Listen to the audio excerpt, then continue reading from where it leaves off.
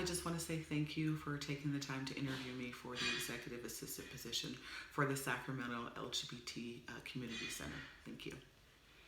Question number one, please introduce yourself and walk me through your career progression to this point. What is motivating you to leave your current or last job? My name is Erica Corliss, and I have over 8 years of clerical experience with increasing responsibility with Placer County's Human Services Department. I have 2 years experience as a case manager determining eligibility for public assistance benefits with minimal supervision with Placer County's Human Services Department. I have owned and operated Platinum Notary for about 4 years now. I am a California Commission Notary Public. I'm a loan signing agent and a wedding officiant. I began working as an escrow assistant for Premier Reverse Closings. That is the division of Placer Title that exclusively just closes on reverse mortgages. I began that job in October of 2021.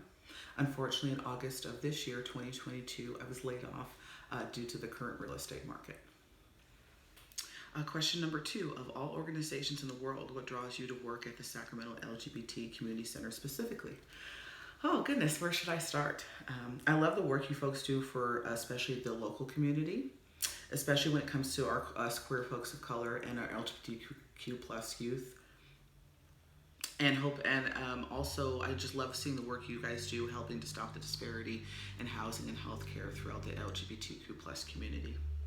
I really enjoyed watching your live feed on Instagram when you opened the Marsha P. Johnson Center South, and it really was just an experience to watch. I've always wanted to work for an organization that just doesn't just talk about being proactive with their community, but when it comes to providing them with services, but just really puts their money where their mouth is and does it. And I just feel that the center really does that for our community.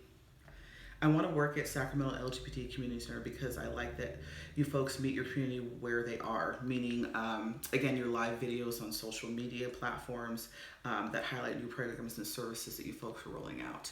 I've even seen, for example, mock interviews that would happen if you come into the Marsha P. Johnson Center and things that you'd be asked during a general health screening, just to give us queer folks like a little bit more of a hug and that warmth that we can trust you guys and that it would just be a streamlined experience. So number three, what role does trust play in an organization like ours and with a position like this? It's a really good question. I feel that trust plays an extremely important role in an organization like the Sacramento LGBT Community Center, as whenever you're serving a community that's used to being marginalized, you really have to take special care with that community and how you approach them. Because you're essentially approaching a group of people that are used to being hurt and exploited. So building that rapport is key to being able to help them to flourish in your community, meaning them wanting to interact with you and come to the center and utilize the resources. As the executive assistant, I will be assisting the CEO, the board of directors, leadership staff, as well as interacting with such as elected officials, staffs, and volunteers, sometimes even stakeholders. So, it's very imperative that I maintain confidentiality at all times with any and all information I'm privy to in order to maintain those established relationships. Question number 4. In your past work experience, have you ever had a conflict with a supervisor? What was the disagreement about and what was the outcome?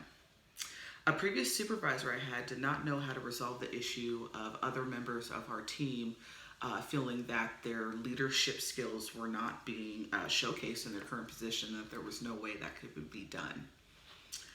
I suggested that instead of having her as our supervisor also be what is called a PIC, a person in charge, that relays, for example, anybody that might be out sick or certain duties that need to be taken care of priority in the day. I pointed out to her that in our class and title as Administrative Clerk Seniors, that we can actually specifically take over that specific task for her to free up her day with other tasks that she has to do as a supervisor, and that wouldn't conflict with HR policies, the union's MOU, or have us working outside of our class and title.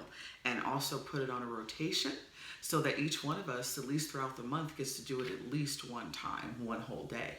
And she presented this idea to management and it was approved. Question number 5, what does the role of a CEO in a nonprofit mean to you? So to me, the role of a CEO in a nonprofit means they're largely responsible for managing the organization. I also feel the CEO should, in partnership with the board of directors, make decisions that are in the best interest of the organization and the community that we are hired to serve. Question number 6. How would you describe your communication style and personality type? I'm definitely a great verbal communicator. I love talking to people. I love meeting new people. I can pretty much talk to everyone. I would consider myself to be an extrovert. I'm very outgoing, very social, and I really like learning new things.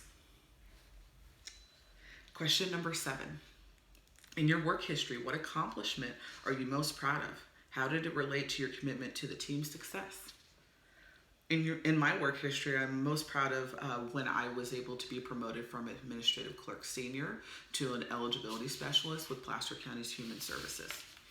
The promotion allowed me and my colleagues to help public assistance recipients of Placer County continue to receive their food stamps when they lost their food supplies during several of the California wildfires that we had during that time period. Believe it or not, quite a few people in Placer County lost their food allotment from the food stamps that they were using. So they would purchase groceries, and within a day or two, a fire would happen. They would have to vacate their premises, or their property would catch on fire, and they literally lost all that food within a day or two. And when you're receiving public assistance, like food stamps, in order to pay for your food, you have no other resources to replace the food that you've lost. And believe it or not, the federal government has special circumstances in place where if that happens due to a natural disaster, that those benefits just get reloaded onto their card and they're able to shop and replace those food items. And I also was able to assist my fellow community in continuing to receive their food stamp benefits during our worldwide pandemic. Essentially, a lot of people were just very scared and concerned that public assistance was going to be interrupted somehow, and it was not. Everything just kept going as usual. Unfortunately, just those folks that didn't necessarily make it there with us, but we were still able to provide those benefits.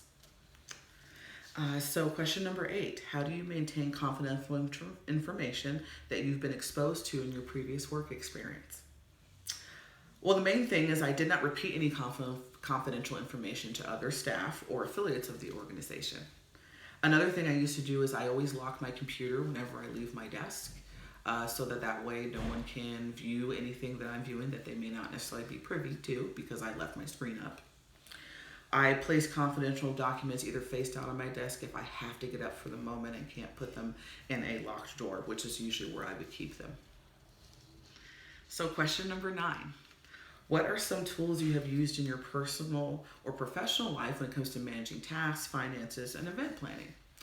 So Microsoft Outlook and my Apple iCal are my best friends when it comes to assisting me with time management. I use Microsoft Outlook's Task Manager to manage my day-to-day work tasks as I do color code each task and set reminders when to work on certain tasks based on their sense of urgency and their deadlines.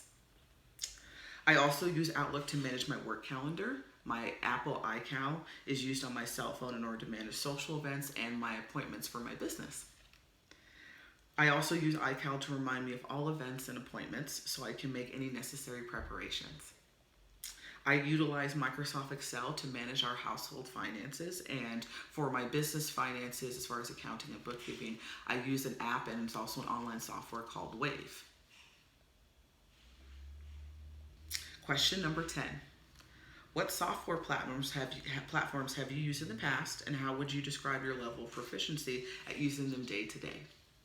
So I have used and currently use Microsoft Outlook, Word, PowerPoint, Excel, OneNote, and Teams. I would say my level of proficiency with those specific softwares is expert. My level of proficiency with Canva is, I would say, intermediate as far as creating ads for my business. My level of proficiency using Meta, which is Facebook, and Instagram to run ads for my business is expert. Number 11, what do you think the most important qualities a candidate should possess for this position? The candidate should be detail-oriented, great at managing their time, a strong written and verbal communicator, proficient in various computer softwares, specifically Microsoft Office Suite, which includes all of those programs under that umbrella, a strong customer service background, and someone that's basically just willing to be able to roll with the punches. Number 12, please describe what accountability means to you and how it might apply to your relationship to your supervisor and peers. Accountability to me means being held responsible or taking responsibility for your actions. When interacting with my supervisor and peers, I will hold myself accountable for all of my actions, and I do expect my peers and my supervisor to do the same. Number 13, how do you or have you balanced competing needs and requests from supervisors and colleagues? Prioritizing my tasks is always key for me. For example, I would put each task in order of priority based on their deadlines, length of time it would take me to complete the task, and the level of complexity of the task. Number 14, describe a time when you had to change your individual work plans in order to ensure the team achieved results. When I was an administrative clerk senior assigned to the master file unit at Placer County's Human Services Department, we would rotate which senior clerk was the pick, meaning the person in charge of the day, on a monthly calendar. At times, the assigned pick would not come into work due to illness, and based on seniority, I would become the pick on short notice. This would cause me to reprioritize my day so that I could carry out my pick duties by the end of business. Number 15. How would you handle a situation where a member of the media is frantically attempting to reach the executive director and the CEO is unavailable? You can't tell if they are excited or angry or what the issue is. What should you do? I would apologize to the individual and let them know, unfortunately, the CEO is not available. I would ask for their contact information and what questions they would like to ask the CEO so we may follow up as soon as possible. Number 16, have you anticipated the needs of your supervisor? Number 16, how have you anticipated the needs of your supervisor and or executive director? I have anticipated the needs of my supervisors by knowing what their expectations are of me and either meeting or exceeding those expectations on a daily basis. Number 17, how do you like to be recognized for a job well done? I like to be recognized for a job well done by receiving an award or verbal or written recognition from, I would say, my peers or upper management. And number 18, what questions would I like to ask you folks? So I always ask these two questions. When does the position start? And could you describe a typical day for the executive assistant? Thank you so much. You folks have a great day. Bye-bye.